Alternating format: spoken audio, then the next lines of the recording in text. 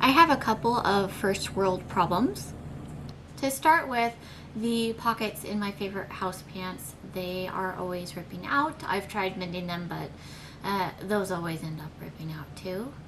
Secondly, I lose my phone like constantly. And not only do I misplace my phone, but I've done some things accidentally to it that I'm pretty sure the manufacturers don't test them for. One time it slipped out of my back pocket while I was driving a tractor and tilling. It did run through the tiller. Thankfully it was not damaged at all, which was kind of surprising. I've cracked a screen with my butt. Yeah, that was the only phone I've actually ever broken, with my butt. Another time it slipped out of my pocket, got buried in a trench, and to find it again it involved an excavator and a metal detector. Surprisingly, it only had a little scratch on the screen, but yeah. That's not to mention all the times I've dropped it on the ground and down staircases and all sorts of abuse. Needless to say, I'm in need of a good pocket.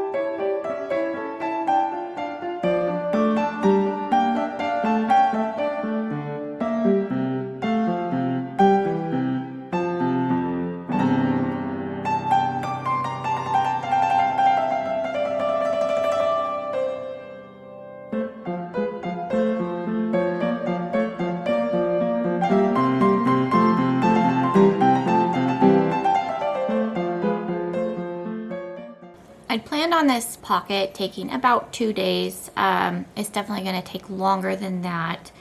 The sewing isn't difficult or anything, it's just the embroidery. I'm going to settle down and work on this probably all day to get the embroidery done, and then I should be able to sew it all together tomorrow. I finished embroidering down these appliques. I've decided I want to line this, especially to hide all the stitching on the back. So I've cut out some scraps of quilting cotton and I'm going to stitch those on, and then we will get the bias binding made and finish assembling all this. I've made a double fold bias strip to go around the opening of the pocket, and then the outside of the pocket I haven't ironed this down into a double fold bias tape yet, but this will be on the outside.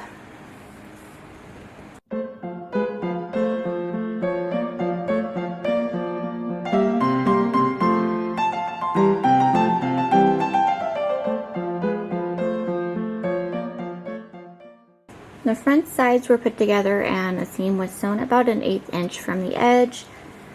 And then I've pressed the seam down, and we're gonna fold the rest down to the back, pin it in place, and then stitch along this edge. I think I will probably sew this down by hand rather than the machine because I'll end up making a mess of it, I think.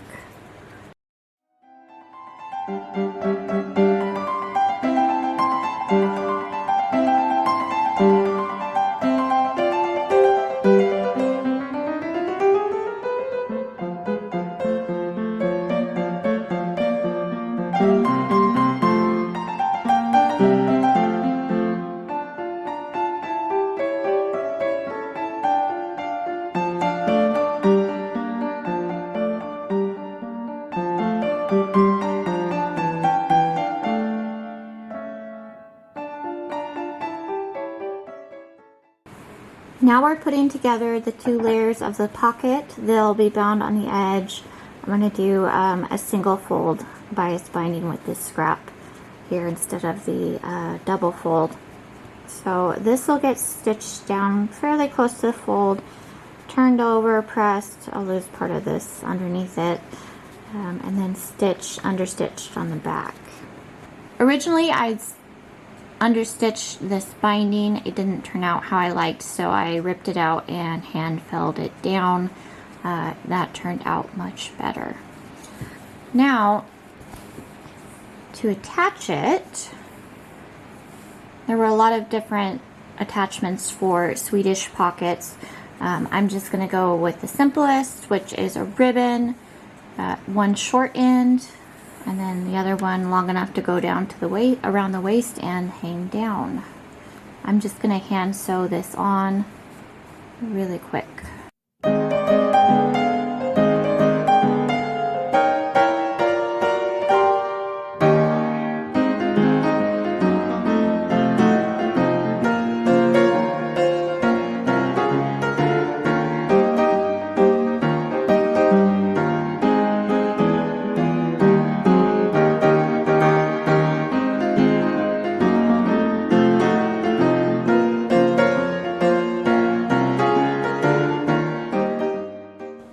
I'm pretty darn happy with how this pocket turned out.